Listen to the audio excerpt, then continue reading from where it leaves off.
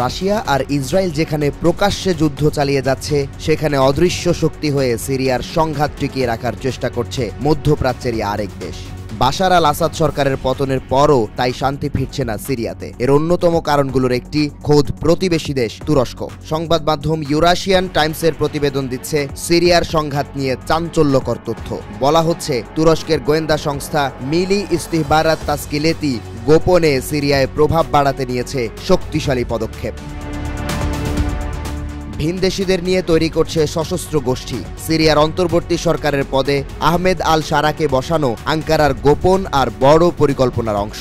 এই সরকার মদত দেবে সিরিয়ায় বছরের পর বছর ধরে চলা তুরস্কের হয়ে কাজ করা সশস্ত্র গোষ্ঠীগুলোকে, যেন আঙ্কারার চিরশত্রু কুর্দিদের উত্থান ঠেকানো সম্ভব হয়। নর্ডিক মনিটরের প্রতিবেদনে বলা হচ্ছে, গোপন কিছু সেল তৈরি করেছে তুরস্কের গোয়েন্দা বাহিনী, যাদের উদ্দেশ্য প্রতিপক্ষকে ভয় দেখানো, ভূ রাজনীতি নিয়ে খেলা, তুরস্কের পররাষ্ট্রনীতির বাস্তবায়নে কাজ করা। সিরিয়ার সঙ্গে ৯০০ কিলোমিটারের সীমান্ত রয়েছে তুরস্কের। যদিও জানা যায়নি সীমান্তের কোন এলাকা ঝুঁকিপূর্ণ।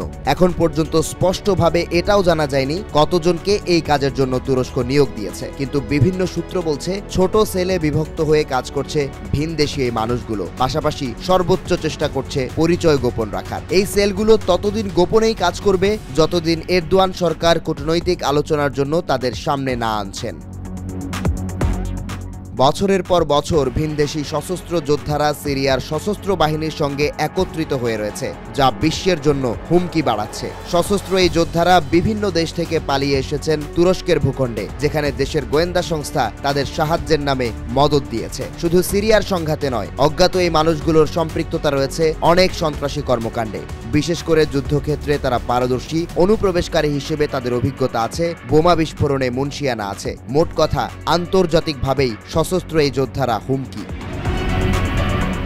বিশ্বের বিভিন্ন দেশের গোয়েন্দা সংস্থা আর আইন প্রয়োগকারী সংস্থাগুলোকে সতর্ক অবস্থানে থাকতে বলা হয়েছে। তুরস্কের পররাষ্ট্রমন্ত্রী হাকান ফিদান বলেছেন, সিরিয়ায় তুরস্ক সমর্থিত অনেক গ্রুপ আছে, সংখ্যায় ৮০,০০০-এর বেশি সশস্ত্র যোদ্ধা। তাদের দেশের সেনাবাহিনীতে যোগ দেওয়ার প্রস্তাব দেওয়া হয়েছিল। যদিও ভিনদেশী যোদ্ধাদের প্রকৃত সংখ্যা নিয়ে রয়েছে ধোঁয়াশা, তবে এর মধ্যে ১০,০০০ যোদ্ধা হতে পারেন জিহাদি। শুধু সশস্ত্র বাহিনী কিংবা গোয়েন্দা বাহিনী নয়, সামরিক বাহিনীর পাওয়ার হাউস তৈরি করেছে তুরস্ক।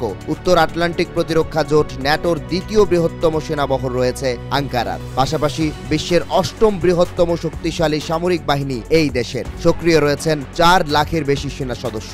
সমরাস্ত্র রপ্তানিতেও আধিপত্য তুরস্কের। যুদ্ধক্ষেত্রে আমূল পরিবর্তন এনেছে তুরস্কের আধুনিক সব সমরাস্ত্র।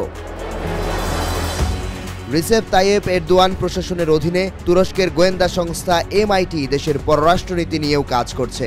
নিখুঁতভাবে হত্যাকাণ্ড, অবৈধ অনুপ্রবেশ, সংঘাতে প্রক্সি দেওয়ার মতো কাজ করে সীমান্তের বাইরে আঙ্কারার প্রভাব বাড়াচ্ছে। গোয়েন্দা অপারেশন, সামরিক সক্ষমতা, জিহাদিদের নেটওয়ার্ক বিস্তৃত করে বিশ্বে প্রভাব বাড়িয়েছে আঙ্কারা, যা দৃশ্যমান নয় বলেই শঙ্কা পশ্চিমাদের।